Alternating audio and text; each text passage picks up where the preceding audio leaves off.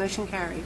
Okay, Resolution 2010-108 is the award of contract for Lafayette Boulevard Phase 4 plat to Bobby Jones.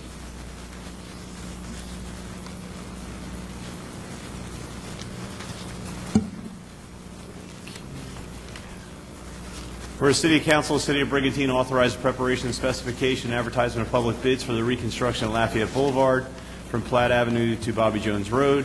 Whereas Purchasing Board accepted the bids on July 8th. Purchasing Board has reviewed the bid proposals and the apparent lowest responsible bidder and deemed to be properly executed and complete.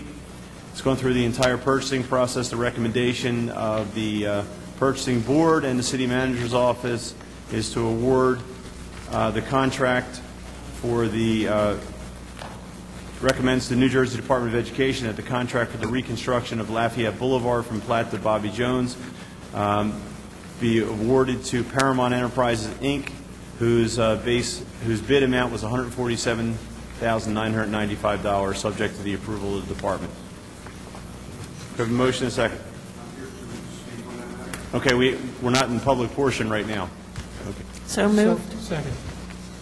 Okay, Ed, you want to? Mayor, this is a continuation of the Lafayette Boulevard reconstruction. The project that is funded by the municipal aid, and funded by the Department of Transportation through their municipal aid grant program. Will be the third year with a grant that we've used to reconstruct a portion of Lafayette Boulevard. This project picks up where the last phase ended, which is at Platt Avenue, and will extend to the intersection of Bobby Jones and Lafayette Boulevard. We received 6 bids. The low bidder was from Paramount Enterprises. The bid that was submitted was under our engineer's estimate. The bids were balanced. We had, as I said, 6 bidders, and you were talking the first 3 bids were within $3,000. So it was another good bid in terms of the numbers that we received. The low bidder, Paramount Enterprises, submitted the required documents at the time of the bid opening. So they had all the paperwork that was necessary. The company has in the past been on the state's debarred list, which is a list that the state maintains of contractors that are not eligible for state work. Okay, that's called a debarred list. Paramount Enterprises is not on the barred list currently. I spoke with the person at the state who maintains that list, and he informed me that they are not currently debarred. They are permitted to do state work. Whatever the issue was, and we would not go into detail, but whatever the issue was has been resolved, and they are, as I said, currently not excluded from municipal work. They are not on that debarred list. Mr. DiClemente is in the audience today, and he called my office yesterday and forwarded to me about 71 pages of information regarding the low bidder and the chief officer, the president of that company, and with some information from an investigation done, I guess, by Mr. DiClemente. I forwarded that information to Tim and to Jim, and if you guys want to comment, but we looked at it.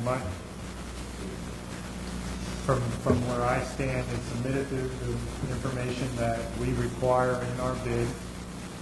They are not debarred from state work by the state.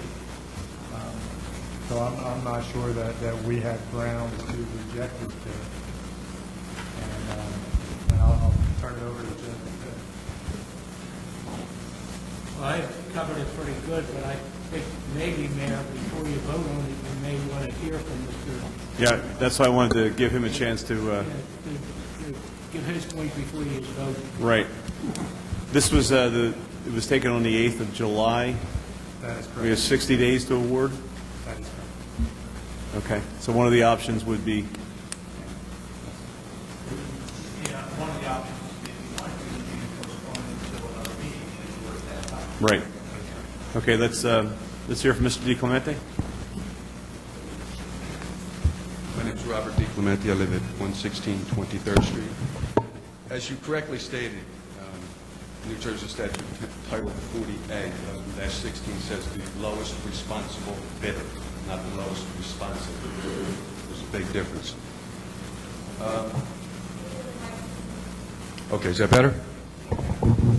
Okay, Mr. Vespi, date of birth 11/66, and his son have both been in trouble with the law. Okay, the father, assault with a deadly weapon, probation. The son, distribution of a controlled dangerous substance within 1,000 feet of a school zone, traffic violation in Virginia. Another arrest in Florida, and a news article dated April 14, 2004, names William Vespi, at that time age 37, as being caught in a sex sting. The article stated that he accepted a rehabilitation disposition that allows first-time offenders to clear their records. He has wage and hour violations. He has OSHA violations. He has 88 potential lawsuits, 55 lawsuits just on Paramount Enterprises for civil judgments, liens, defendant cases, and plaintiff cases, and a federal tax lien against the company now. So in my eyes, and I'll tell you what, I'll be straight with you, the second bidder is a non-union contractor also, but in my eyes, he is not the most responsible bidder. Nothing could be further from the truth. To award this job to him would actually be considered negligent. Okay. Based on the information we have right now, and what you've brought up, and also giving our solicitor some time to look at this matter, could we table the award for tonight? We can table it in a short time and had an opportunity to discuss it with you. I did do a little bit of research, and ultimately, if you wanted to reject the person as a non-responsible bidder, he would be entitled to a hearing before this council, and the council would have to make a determination after the hearing that the bidder was non-responsible. I just want to read you a little case blurb to kind of give you an indication. What it says is that in order to reject a low bidder on finding of irresponsibility, there must be evidence of such character concerning the irresponsibility of the bidder as would cause fair-minded and reasonable people to believe it was not in the best interest of the municipality to award the contract. So that's kind of the standard. If you want to go down that road, you better make sure you have every I dotted and T crossed and your ducks in a row. Right. That's why we have you. Yeah. Just because of past activities doesn't necessarily mean a person is considered an irresponsible bidder at this point. Right, and the information that was provided tonight by Mr. DiClemente in terms of personal conduct, that may be one issue, but probably the issue that we're most interested in is how they perform in the construction of roads, and whether they are actually doing what they are supposed to be doing when using public funds to construct or reconstruct roadways.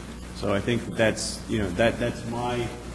I'm not sure if those other issues are part of what can be considered, but at the same time, what we're trying to do here is reconstruct a road, and we need to find out whether that can be done with this company to the standards that are set forth in the engineer specifications. Ed, do we know of any other municipalities that they've done work for